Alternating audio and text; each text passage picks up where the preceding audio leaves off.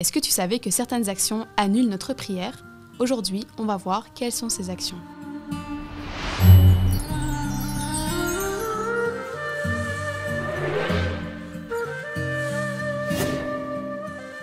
Salam alaikum, bienvenue sur la chaîne Boussole. Lors du deuxième cours, nous avons parlé des notions comme fard, sunnah, wajib, etc. Mais aujourd'hui, on va parler des choses qui annulent ou empêchent notre prière. Avant de commencer, n'hésitez pas à vous abonner à notre chaîne et à activer les notifications pour ne rater aucune vidéo. Dans l'islam, la prière est un pilier fondamental. Malheureusement, on peut faire des erreurs sans le savoir qui peuvent annuler notre prière. C'est dommage d'avoir l'intention de faire quelque chose de bien, mais au final, se retrouver avec une prière invalide. Donc il est important que nous comprenions bien ce sujet.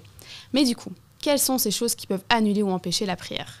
Notre bien-aimé prophète sallallahu alayhi wa sallam a mentionné plusieurs choses qui peuvent rendre une prière invalide. Citons-en quelques-unes. Le point 1. Aujourd'hui, on vit dans un monde où on peut rencontrer des chiens partout facilement. La majorité des savants sont unanimes pour dire que la salive du chien est un obstacle à la prière. Pour une minorité des savants, le poil du chien est également un obstacle. Mais attention, ce n'est pas pour autant que la salive du chien annule les ablutions.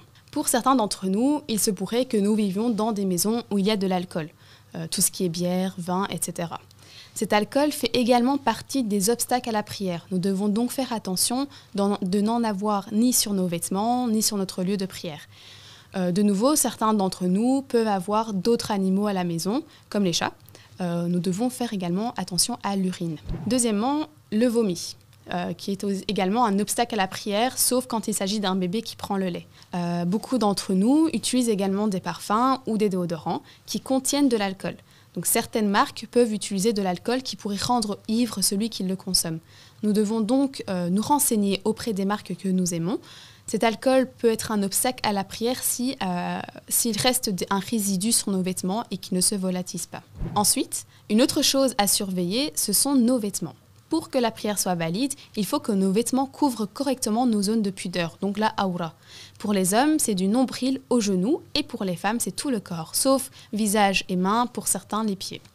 Il faut aussi que le vêtement soit suffisamment épais pour qu'on ne puisse pas distinguer en fait la couleur de la peau.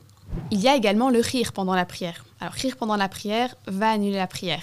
Et peut-être même plus. Si on rit avec suffisamment d'intensité pour qu'une personne à côté de moi puisse entendre mon rire, nos ablutions également sont annulées. Donc il va de soi que si une des obligations de la prière, donc un fard, est annulée, la prière est annulée, logiquement.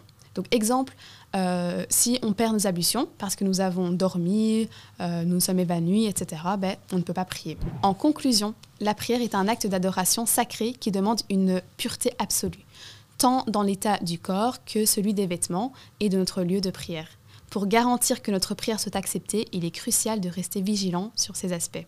Merci d'avoir visionné la vidéo. Si elle vous a plu, n'hésitez pas à vous abonner et à liker et à partager cette vidéo. Laissez un commentaire pour nous dire quelle partie de notre série vous a le plus aidé. Restez à l'affût, vous pourriez visionner des épisodes sur la vie de ces 4 imams dans la série des savants musulmans sur notre chaîne YouTube.